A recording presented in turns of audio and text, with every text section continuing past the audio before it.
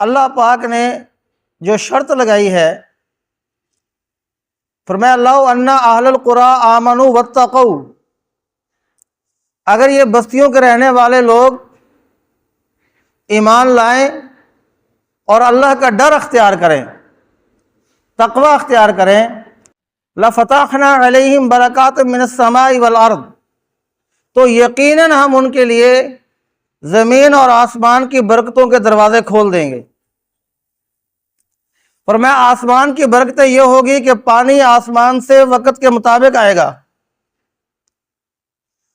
اور زمین کی برکتیں یہ ہوں گی کہ اللہ پاک زمین سے ہمارے لیے غلے اگائے گا، پھل اگائے گا، فصلات اگائے گا، اور زمین کے اندر سے ہمارے لیے خیریں اور برکتیں ہی نکلیں گی۔ لیکن ان برکات کا تعلق ہمارے اور آپ کے اعمال کے ساتھ ہے۔ کمانے کا تعلق تو محنت کے ساتھ ہو گیا، مزدوری کے ساتھ ہو گیا، انکم کے ساتھ ہو گیا، برکت کا تعلق اس کے ساتھ نہیں۔ برکت کا تعلق جو ہے وہ اعمال کے ساتھ ہے۔ اب میں ایک بزرگ کی صرف ایک بات بتاتا ہوں، مولوی صاحب فرمانے لگے کہ ہم دن میں 5 کام کرتے ہیں تقریباً، یہ 5 کام ان کی 10 دعائیں بنتی ہیں۔ روزانہ کھانا کھاتے ہیں؟ کہتے ہیں بھائی کھاتے ہیں۔ کھانے کے شروع میں بھی دعا ہے، کھانے کے آخر میں بھی دعا ہے۔ روزانہ گھر میں داخل ہوتے ہیں، گھر سے خارج ہوتے ہیں، گھر میں داخل ہونے کی بھی دعائیں ہیں، گھر سے خارج ہونے کی بھی دعا ہے۔ کتنی ہوگی؟ 4 دعائیں ہو گئی۔ ہم واش روم جاتے ہیں، جانے کی دعا ہے، باہر نکلتے ہیں تو نکلنے کی بھی دعا ہے نا، باہر نکلنے کی بھی دعا ہے۔ 6 ہو گئی۔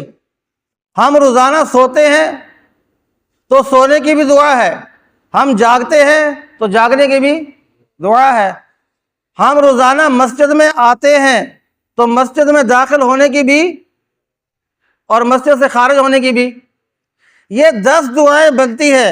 اگر کوئی آدمی ان 10 دعاؤں کے اوپر مواظبت اختیار کر لے اور ہمیشہ ان 10 دعاؤں کو پڑھتا رہے اور کبھی اس کو چھوڑے نہیں، تو انشاءاللہ العزیز اپنی آنکھوں سے دیکھے گا کہ اللہ کی برکت کے دروازے کیسے کھلتے۔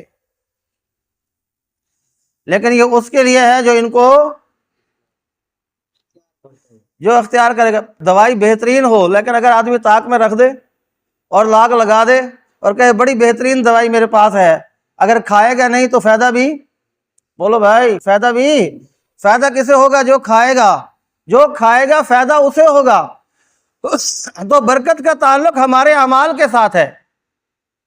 فرما برداری کے اعمال اختیار کریں، تقوی والی زندگی اختیار کریں، ایمان والی زندگی اختیار کریں، اللہ اور اس کے رسول کی اطاعت کریں، تو پھر دیکھیں گے کہ برکت بھی اللہ پاک نے زمین آسمان کے، اللہ کا وعدہ تو سچا ہے نا۔ بھی خلیفہ عبد الملک کا دور تھا، تو مسجد کی کھدائی کر رہے تھے، وہاں سے ایک تھیلی نکلی، اس تھیلی میں کچھ دانے تھے۔ اب وہ دیکھیں تو دانے تو عجیب قسم کے تھے، لیکن کھجور کی گٹھلی جتنے دانے تھے، اور عبرانی زبان میں اندر کچھ لکھا ہوا بھی ایک پرچہ پڑا تھا۔